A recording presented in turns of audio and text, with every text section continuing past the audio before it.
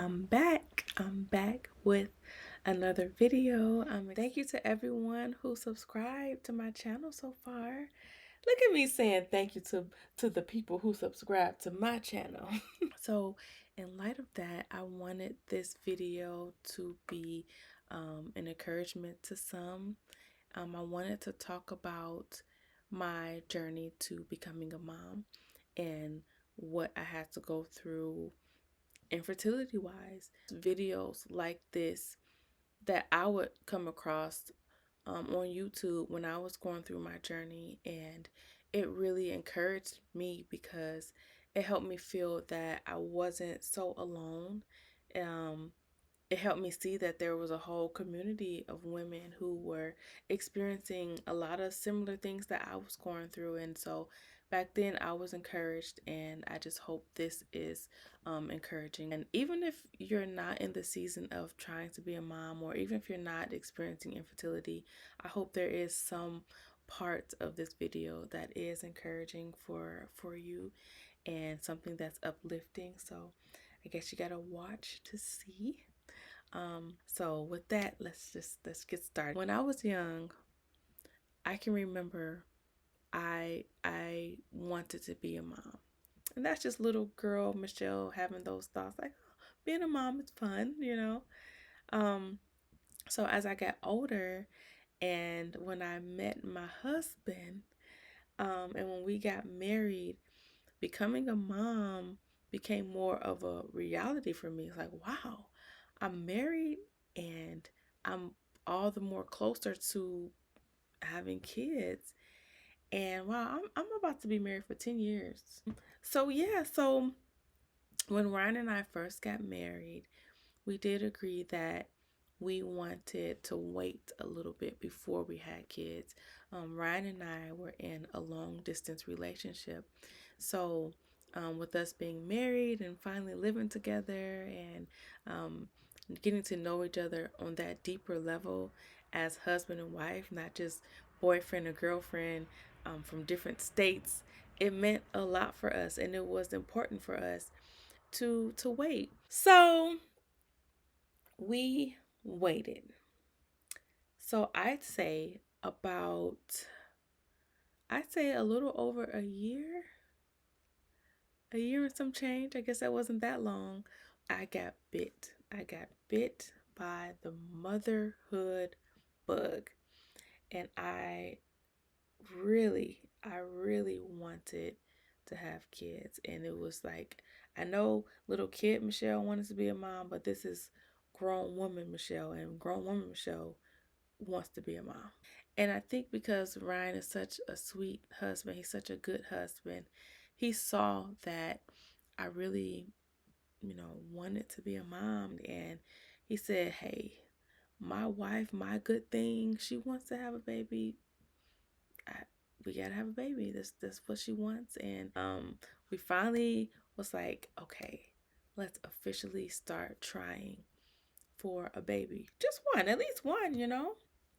So it was about, and so when I mean officially start trying, I mean like we were being very intentional about it. We were trying for about, I would say 6 months, six to 9 months, 9 months tops. When as that time went by, I noticed, or we noticed, nothing's happening. I don't have a positive pregnancy test. Like, what's going on here?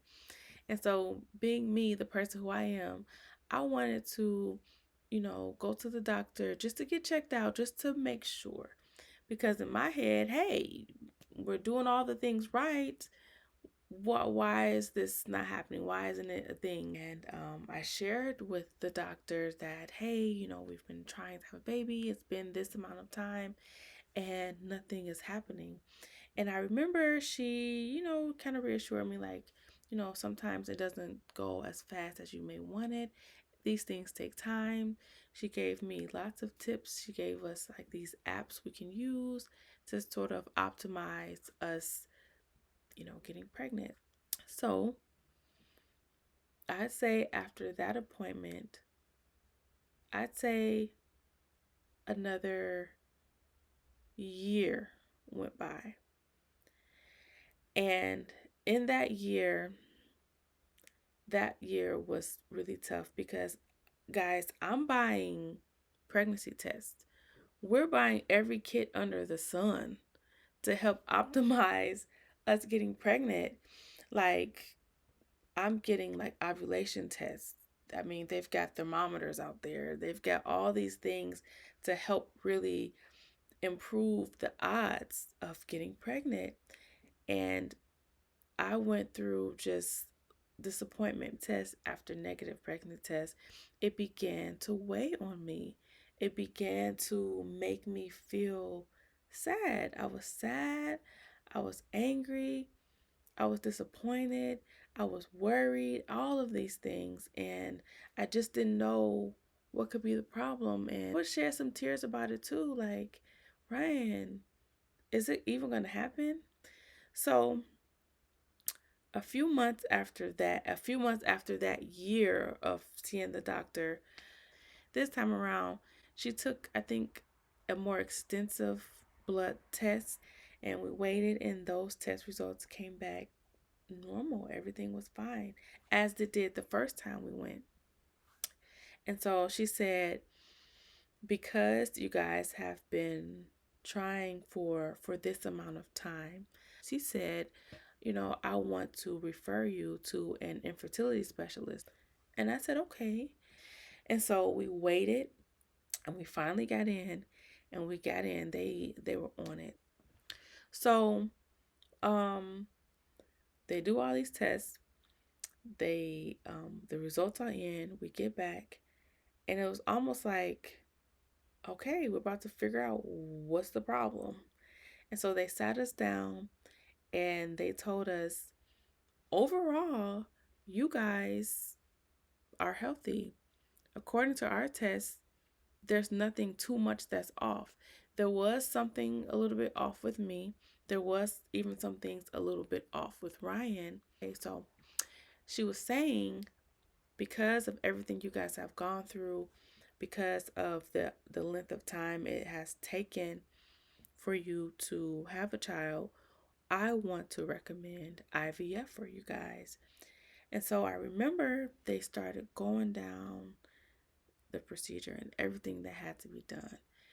It seemed very long, very tiring, and a very stressful thing because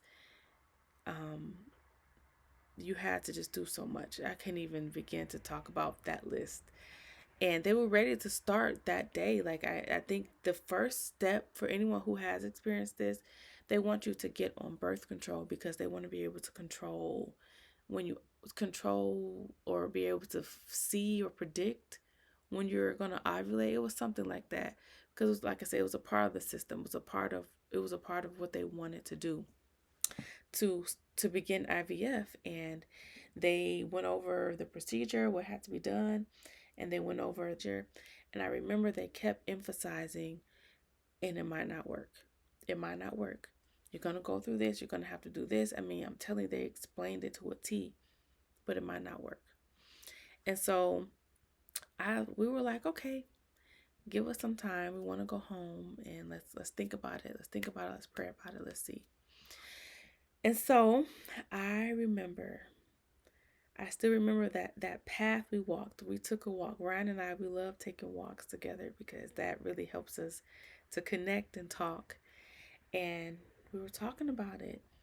And that walk was such a pivotal moment for me because it was at that walk where we decided to literally let go and let God. For me, I said, God, I surrender. I surrender my life to God. Whatever He would have me to do, my life is not my own. So if that means He just doesn't want me to be a mom, so be it. We had a cat at the time, and I truly was content with, and I had to learn how to be content and be happy and be not just happy, but experience God's joy. Because here I am alive and living, and I was just grateful for that because God has brought me from a mighty long way. Even at that point, I have gone through, issues and just stressful things in life. And so I said, God, I'm just grateful that I'm here and I completely surrender. I surrender to your will. And I remember tearing up because I didn't want to idolize becoming a mom either. It had become an idol because I was just so like, I'm about to be a mom, I'm gonna be a mom. It's my desire, that's what I want. And again, like I said, I was idolizing becoming a mom, and I had to recognize that, like, God, nothing comes before you, not even becoming a mother. And so we decided to not go with IVF. How about we just go on another trip? And let's just keep living life and see what God has for us. Again, total surrender. Let go, let God. Let's just keep living. So, fast forward. One day, my period had been late. Now, I had already, as I was going through the process or the journey, I had experienced my periods being a little bit off. And so, with it being a little bit off and a little bit late, it wasn't kind of like, am I pregnant? It was kind of like, okay, body, stop playing with me. Stop playing with me right now. And I just kind of forgot about it. I just was like, whatever, my period's not coming right now. It'll be here soon. But it was late for about 2 weeks. And I remember, this is kind of like a side piece to the story. I was going through grad school at the time, and I had some friends and I was kind of talk to them like casually. Like, yeah, my period's late. It's like two weeks late, something like that at the time. They're like, what, Michelle? Are you pregnant? No, I'm not. So anyway, so I remember I took a pregnancy test because I'm like, okay, if anything, I can rule out pregnancy. I can rule it out and just be done with, like, or figure out why it's late. Child, I took that pregnancy test. That thing said pregnant.